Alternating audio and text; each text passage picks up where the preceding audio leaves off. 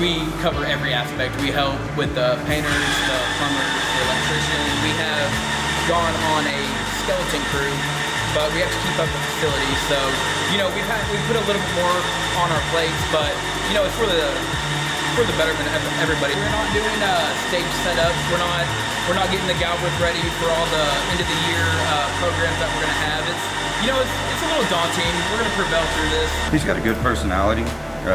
He helps a lot around the district. He helps with the painting.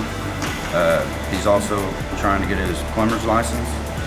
So he's a good hand to have around. I love it here. I grew up here in Joshua, and you know, I've always had a close feeling with this town, you know, my childhood town, and I seen an opportunity to start working here, and I jumped on it.